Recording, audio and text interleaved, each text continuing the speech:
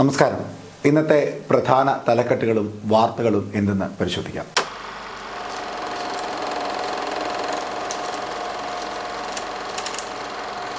ഇന്ന് ഒട്ടുമിക്ക പത്രങ്ങളിലും പ്രധാനമായും വന്നിട്ടുള്ളത് രണ്ട് വാർത്തകളാണ്.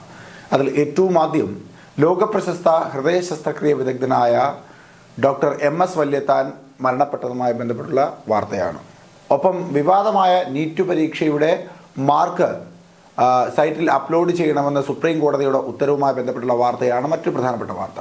ഇതല്ലാതെ മറ്റു പത്രങ്ങളിൽ വ്യത്യസ്തമാർന്ന പ്രധാന വാർത്തകളും നൽകിയിട്ടുണ്ട്. നമുക്ക് ഓരോന്നും പരിശോധിക്കാം.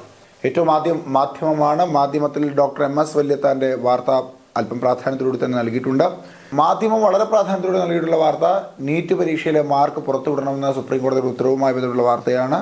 നഗരങ്ങളും കേന്ദ്രങ്ങളും തിരിച്ച് എല്ലാ വിദ്യാർത്ഥികളുടെയും മാർക്ക് വെബ്സൈറ്റിൽ പ്രസിദ്ധപ്പെടുത്തണം. ചോദ്യചോർച്ചയെക്കുറിച്ച് ബീഹാർ സാമ്പത്തിക കുറ്റകൃത്യ വിഭാഗം തയ്യാറാക്കിയ റിപ്പോർട്ടും ഹാജരാക്കണം എന്നുള്ളതാണ് സുപ്രീം കോടതിയുടെ ആവശ്യത്തിലുള്ള നിലപാട്. ഇനി ദീപികയിലേക്ക് വരുമ്പോൾ ദീപികയും അതേ വാർത്തയ്ക്ക് തന്നെയാണ് പ്രാധാന്യമേറെ നൽകിയിട്ടുള്ളത്. ഡോക്ടർ MS വല്യത്താൻ അന്തരിച്ച വാർത്തയും അല്പം പ്രാധാന്യത്തോടെ തന്നെ ദീപികയിൽ നൽകിയിട്ടുണ്ട്. ദീപികയ്ക്ക് ഇന്ന് രണ്ട് പ്രധാന പേജുകളാണുള്ളത്. രണ്ടാമത്തെ പ്രധാന പേജിലേക്ക് വരുമ്പോൾ അവിടെ വലിയ പ്രാധാന്യത്തോടുകൂടി കൊടുത്തിട്ടുള്ളത് കർണാടകയിലെ ജോലി സംവരണവുമായി ബന്ധപ്പെട്ടുള്ള വാർത്തയാണ്. വിവാദ സംവരണ ബില്ല് സിദ്ധരാമയ്യ ഉപേക്ഷിച്ചിട്ടില്ല, വീണ്ടും ചർച്ച, ബില്ലിനെ അനുകൂലിക്കുന്നു BJP എന്ന വാർത്തയാണ് ദീപിക രണ്ടാമത്തെ പ്രധാനപ്പെട്ട പേജിൽ കൊടുത്തിട്ടുള്ളത്. കേരള കൗമുദി ഏറ്റവും പ്രാധാന്യത്തോട് കൊടുത്തിട്ടുള്ളത് MS വല്യത്താൻ്റെ വാർത്ത തന്നെയാണ്. മഹാഹൃദയം നിലച്ചു എന്ന തലക്കെട്ടോടു കൂടിയാണ് ആ വാർത്ത കൊടുത്തിട്ടുള്ളത്. തിരുവനന്തപുരം മെഡിക്കൽ കോളേജിലെ ആദ്യ ബാച്ച് വിദ്യാർത്ഥി എന്ന തലക്കെട്ടോടുകൂടി ഒരു സ്പെഷ്യൽ സ്റ്റോറിയും അതിൽ കൊടുത്തിട്ടുണ്ട്. രണ്ടാമത്തെ പ്രധാനപ്പെട്ട വാർത്തയായി കേരള കൗമുദി കൊടുത്തിട്ടുള്ളത് വരൾച്ച പേമാരി കൃഷിനാശം 500 കോടി എന്നുള്ളതാണ് വാർത്ത. അതായത് കേരളത്തിലെ വരൾച്ചയ്ക്ക് ശേഷമുണ്ടായ മഹാപേമാരിയിൽ കേരളത്തിന് നഷ്ടമായിട്ടുള്ളത് 500 കോടി രൂപയുടെ കൃഷിയാണ് എന്ന വാർത്തയാണ് അതിനുശേഷം പ്രാധാന്യത്തോട് കേരള കൗമുദി കൊടുത്തിട്ടുള്ളത്. അവിടെ നീറ്റ് പരീക്ഷയുമായി ബന്ധപ്പെട്ട വാർത്തയ്ക്കും പ്രാധാന്യം നൽകിയിട്ടുണ്ട്. പക്ഷേ അതിനേക്കാൾ കൂടുതൽ പ്രാധാന്യം നൽകിയിട്ടുള്ളത് ഈ കൃഷിനാശവുമായി ബന്ധപ്പെട്ടുള്ള വാർത്തയ്ക്കാണ്. മാതൃഭൂമിയിൽ നിന്ന് ഏറ്റവും പ്രാധാന്യത്തോടെ നൽകിയിട്ടുള്ളത് നീറ്റ് പരീക്ഷയിൽ മാർക്ക് പ്രസിദ്ധീകരിക്കണമെന്ന സുപ്രീം കോടതിയുടെ ഉത്തരവാണ്. അതിനോടൊപ്പം തന്നെ ഡോക്ടർ MS വല്യത്താൻ്റെ വാർത്തയ്ക്കും പ്രാധാന്യം നൽകിയിട്ടുണ്ട് മാതൃഭൂമി. ജന്മഭൂമിയിലേക്ക് വരുമ്പോൾ ജന്മഭൂമി ഏറ്റവും പ്രാധാന്യത്തോടെ നൽകിയിട്ടുള്ളത് കാശ്മീരിലെ ഭീകരാക്രമണവുമായി ബന്ധപ്പെട്ടുള്ള വാർത്തയാണ്. 2 ഭീകരരെ വധിച്ചു, കാശ്മീരിൽ സൈന്യം തിരിച്ചടിക്കുന്നു എന്ന തലക്കെട്ടാണ് അതിന് കൊടുത്തിട്ടുള്ളത്. ആ വാർത്തയ്ക്കാണെന്ന് ജന്മഭൂമി ഏറ്റവും കൂടുതൽ പ്രാധാന്യം നൽകിയിട്ടുള്ളത്. മറ്റ് വാർത്തകൾ നീറ്റ് പരീക്ഷയുമായി ബന്ധപ്പെട്ട വാർത്തയ്ക്കൊന്നും ജന്മഭൂമി വലിയ പ്രാധാന്യം നൽകിയിട്ടില്ല. പക്ഷേ ചോദ്യപേപ്പർ ചോർച്ച, 4 MBBS വിദ്യാർത്ഥികളെ അറസ്റ്റ് ചെയ്ത വാർത്ത അല്പം പ്രാധാന്യത്തോടുകൂടി ജന്മഭൂമി ആദ്യ പേജിൽ നൽകിയിട്ടുണ്ട്. പക്ഷേ സുപ്രീം കോടതിയുടെ ഉത്തരവുമായി ബന്ധപ്പെട്ടുള്ള വാർത്തയൊന്നും ജന്മഭൂമിയിൽ നൽകിയിട്ടില്ല. ഇനി ദേശാഭിമാനിയിലേക്ക് വരുമ്പോൾ ദേശാഭിമാനിയും MS വല്യത്താൻ്റെ വാർത്ത പ്രാധാന്യത്തോടെ നൽകുന്നുണ്ട്. മറ്റ് പത്രങ്ങളൊന്നും കൊടുക്കാത്ത വാർത്തയാണ് ദേശാഭിമാനി വലിയ പ്രാധാന്യത്തോടെ കൊടുത്തിട്ടുള്ളത്. അത് കുഫോസിലും കൂപ്പുകുത്തി ഗവർണർ സെർച്ച് കമ്മിറ്റിക്ക് സ്റ്റേ എന്ന വാർത്തയാണ്. അതായത് കേരള ഫിഷറീസ് സർവകലാശാലയിൽ VC നിയമന സെർച്ച് കമ്മിറ്റി ഹൈക്കോടതി സ്റ്റേ ചെയ്ത വാർത്തയാണ് ദേശാഭിമാനി വലിയ പ്രാധാന്യത്തോടെ കൊടുത്തിട്ടുള്ളത്. മറ്റ് പത്രങ്ങൾ കൊടുത്ത പ്രധാന വാർത്തകളൊന്നും ഇവിടെ കൊടുത്തിട്ടില്ല. നീറ്റ് പരീക്ഷയുമായി ബന്ധപ്പെട്ടുള്ള വാർത്തയ്ക്ക് അല്പം പ്രാധാന്യം നൽകിയിട്ടുണ്ട് ആദ്യ പേജിൽ. പക്ഷേ മറ്റ് പത്രങ്ങൾ നൽകിയതുപോലെ വലിയൊരു പ്രാധാന്യമൊന്നും ദേശാഭിമാനി നൽകിയിട്ടില്ല. മലയാള മനോരമയ്ക്ക് ഇന്ന് 2 പ്രധാന പേജുകളാണുള്ളത്. ആദ്യ പ്രധാന പേജിൽ തന്നെ നീറ്റ് പരീക്ഷയുമായി ബന്ധപ്പെട്ടുള്ള വാർത്തയാണ് പ്രാധാന്യത്തോടെ കൊടുത്തിട്ടുള്ളത്. അതിനോടൊപ്പം തന്നെ നീറ്റ് വിവാദവുമായി ബന്ധപ്പെട്ടുകൊണ്ട് 4 എയിംസ് വിദ്യാർത്ഥികൾ പാട്നയിൽ അറസ്റ്റിലായ വാർത്തയും മനോരമ കൊടുക്കുന്നുണ്ട്. രണ്ടാമത്തെ പ്രധാനപ്പെട്ട പേജിലേക്ക് വരുമ്പോൾ വലിയ കോളത്തിൽ തന്നെ നമ്മുടെ ഹൃദയങ്ങളെ കാത്ത ഡോക്ടർ MS വല്യത്താന് നന്ദി, ഹൃദയം തുറന്ന് എന്ന തലക്കെട്ടോടുകൂടി MS വല്യത്താൻ മരണപ്പെട്ട വാർത്ത വലിയ പ്രാധാന്യത്തോട് നൽകിയിരിക്കുന്നു. ഇനി പത്രങ്ങൾ നൽകിയിട്ടുള്ള മറ്റ് പ്രധാനപ്പെട്ട വാർത്തകൾ ഏതൊക്കെയെന്ന് പരിശോധിക്കാം. ബംഗാൾ ഉൾക്കടലിൽ പുതിയ ന്യൂനമർദ്ദം, അതിശക്തമായ മഴ, വ്യാപക നാശം എന്ന തലക്കെട്ടോടുകൂടി പേമാരിയുമായി ബന്ധപ്പെട്ടുള്ള വാർത്ത നൽകിയിട്ടുള്ള മാധ്യമം ആദ്യ പേജിൽ തന്നെ. സൂര്യകുമാർ യാദവ് ക്യാപ്റ്റനാകുന്നു. T20യുടെ ക്യാപ്റ്റനായ സൂര്യകുമാർ യാദവ് വരുന്ന വാർത്ത അല്പം പ്രാധാന്യത്തോടെ നൽകിയിട്ടുണ്ട്. അതിനേക്കാൾ കൂടുതൽ പ്രാധാന്യത്തോടെ നൽകിയിട്ടുള്ള വാർത്ത അമീറുളിൻ്റെ വധശിക്ഷയ്ക്ക് സുപ്രീം കോടതി സ്റ്റേ നൽകിയെന്നുള്ള വാർത്തയാണ്. പെരുമ്പാവൂർ വധക്കേസിലെ പ്രതിയാണ് അമീറുൾ. ആ അമീറുളിൻ്റെ വധശിക്ഷയ്ക്ക് സുപ്രീം കോടതി സ്റ്റേ നൽകിയെന്നുള്ള വാർത്തയാണ് മാതൃഭൂമി പ്രാധാന്യത്തോടെ നൽകിയിട്ടുള്ളത്. അതിനോടൊപ്പം റീൽ ചിത്രീകരണത്തിനിടെ 300 അടി താഴ്ചയുള്ള മലയിടുക്കിലേക്ക് വീണ ഇൻസ്റ്റഗ്രാം ഇൻഫ്ലുവൻസർക്ക് ദാരുണ അന്ത്യം സംഭവിച്ച വാർത്ത കൊടുത്തിട്ടുണ്ട്.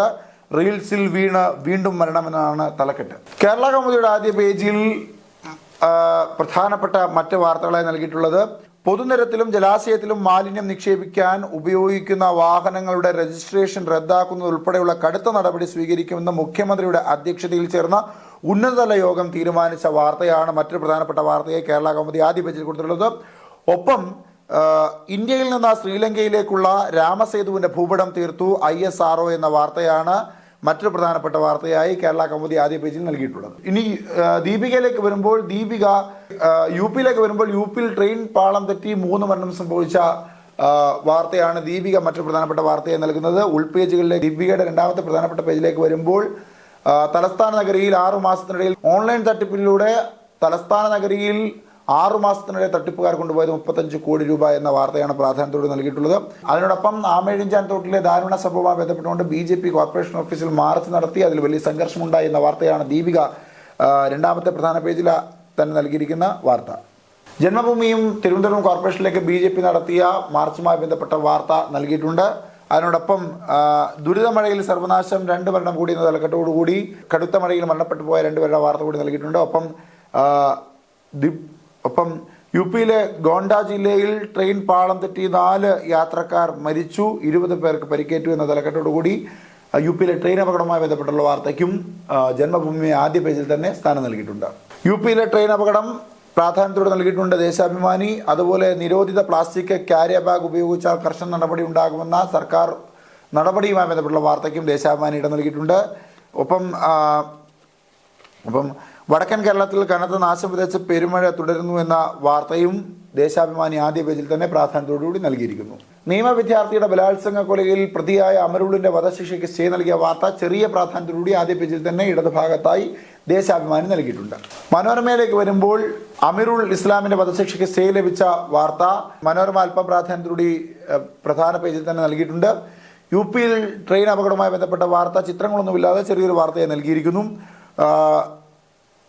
പൊഴിയൂരിൽ പുതിയ മത്സ്യബന്ധന തുറമുഖത്തിന് 5 കോടി അനുവദിച്ച വാർത്ത അല്പം പ്രാധാന്യത്തോടെ തന്നെ ആദ്യ പേജിൽ നൽകിയിട്ടുണ്ട്. ഒപ്പം സോഷ്യൽ മീഡിയ ഇൻഫ്ലുവൻസറായ ആൻവി കാംദാർ വെള്ളച്ചാട്ടത്തിന് സമീപം വീഡിയോ ചിത്രീകരിക്കുന്നതിനിടെ 300 അടി താഴ്ചയിലേക്ക് വീണ വാർത്തയും അല്പം പ്രാധാന്യത്തോടെയും മനോരമ നൽകിയിട്ടുണ്ട്. മാതൃഭൂമിയുടെ കാർട്ടൂൺ പരമ്പരയായ കാകദൃഷ്ടിയിൽ നിന്ന് പറഞ്ഞിരിക്കുന്നത് മുരളീധരനുമായി ബന്ധപ്പെട്ടൊരു കാർട്ടൂണാണ്. ചവിട്ടി പുറത്താക്കിയാലും കോൺഗ്രസ് വിടില്ല, കരുണാകരൻ ഇനിയൊരു ചീത്തപ്പേരുണ്ടാകില്ല എന്ന കെ മുരളീധരന്റെ പ്രസ്താവനയുമായി ബന്ധപ്പെട്ടുള്ള കാർട്ടൂണാണ്. അതിൻ്റെ തലക്കെട്ട് അലർജി മാറിയാലും മുരളീധർജി മാറില്ല എന്നുള്ളതാണ്. ഒപ്പം ഉൾപേജിലേക്ക് വരുമ്പോൾ 35 കോടി രൂപയുടെ ഓൺലൈൻ തട്ടിപ്പുമായി കേരള കൗമുദി ആദ്യ പേജിൽ കൊടുത്ത വാർത്ത ഉൾപേജിലാണ് മാതൃഭൂമി കൊടുത്തിട്ടുള്ളത്. യുപിയിൽ തീവണ്ടി പാളം തെറ്റിയ വാർത്ത ഉൾപേജിലാണ് മാതൃഭൂമി നൽകിയിട്ടുള്ളത്. ദീപികയിൽ ഇന്ന് അവരുടെ കാർട്ടൂൺ പരമ്പരയായ മാവേലി നാട്ടിൽ പറഞ്ഞിരിക്കുന്നത് കേരളം ഉള്ളിടത്തോളം കാലം ഉമ്മൻചാണ്ടി ഓർക്കപ്പെടും, ബിനീഷ് കോടിയേരി പറഞ്ഞ പ്രസ്താവനയാണ് നൽകിയിട്ടുള്ളത്. അതിൻ്റെ താഴെ മറയ്ക്കാൻ ശ്രമിക്കും തോറും തിളക്കമേറി വരുന്ന പ്രതിഭാസമാണ് ഉമ്മൻചാണ്ടി എന്നാണ് ദീപിക പറഞ്ഞിരിക്കുന്നത്. അതിൽ പല രാഷ്ട്രീയ മാനങ്ങളുമുണ്ട്. കേരള ഫിഷറീസ് യൂണിവേഴ്സിറ്റിയിലെ VC നിയമനവുമായി ബന്ധപ്പെട്ടുകൊണ്ട് സെർച്ചിങ് കമ്മിറ്റി രൂപീകരിക്കാനുള്ള ഗവർണറുടെ നീക്കത്തിൽ സ്റ്റേ വന്ന വാർത്ത ഉൾപേജിലാണ് ദീപിക നൽകിയിട്ടുള്ളത്. ഇനിയും ഇന്നത്തെ കൂടുതൽ അപ്ഡേഷൻസുമായി അടുത്ത ദിവസം വീണ്ടും കാണാം. നന്ദി.